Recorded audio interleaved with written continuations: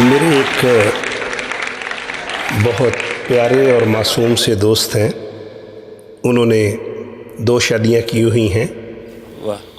तो पिछले दिनों वो मुझे अपने कुछ हालात बता रहे थे, तो उस पर मैंने एक पंजाबी ज़ुबान में नज़्म कही है, अगर आपकी इजाज़त हो तो। शुक्रिया। अर्ज़ किया है जी कि लथ गए मेरे सारे चाह, फस गया करके दूजा विआह।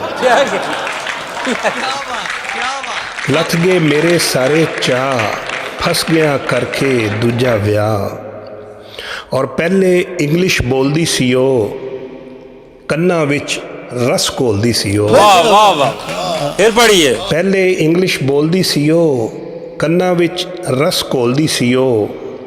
हुण कहंदी जे तिड़बिड़ कीती, कुटांगी मैं अन्ने वाह। क्या कहने। फस गया करके दूजा विआह।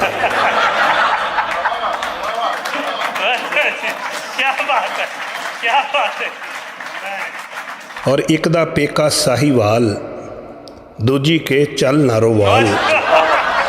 एक दा पेका साहीवाल, दूजी के चल नारोवाल। मैं क्या मैं ते काम ते जाना है, इधरों उधरों वजी ठा, फस गया करके दूजा विआह। क्या कहने। और 13 बच्चे बहन नहीं दिंदे। वाह वाह वाह। 13 बच्चे बहन नहीं दिंदे, सुख दा साह तक लैन नहीं दिंदे। एक नू कड्डा कमरे चौथे, दूजा आके कहंदा चाह, फस गया करके दूजा विआह। फस गया करके दूजा विआह। और एक ने चुकी एवें ही हत्थ, एक ने चुकी एवें ही हत्थ, मेरे 6 ते ओदे 7।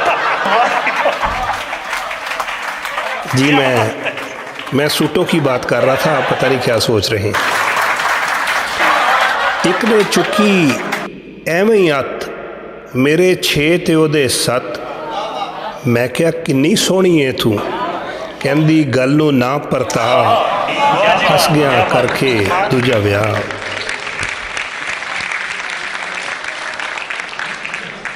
और पहले कहंदी सी जी आइए, गालिब की क्यों गज़ल सुनाइए।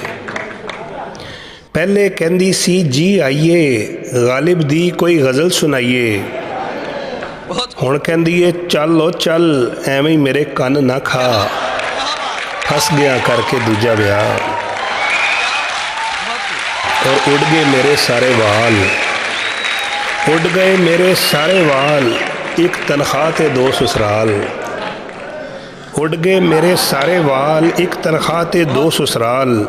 अल्लाह लाटरी कढ़ दे नहीं ते मैं देना ही रौला पा, फस गया करके दूजा विआह। और 3 बच्चे एक बीवी होवे, बंदा चैन दी नींदर सोवे। चटनी नाल समोसे खावे, सूटे ला के पीवे चाह, फस गया करके दूजा विआह। फस गया करके दूजा विआह। लथ गए मेरे सारे चाह, फस गया करके दूजा विआह।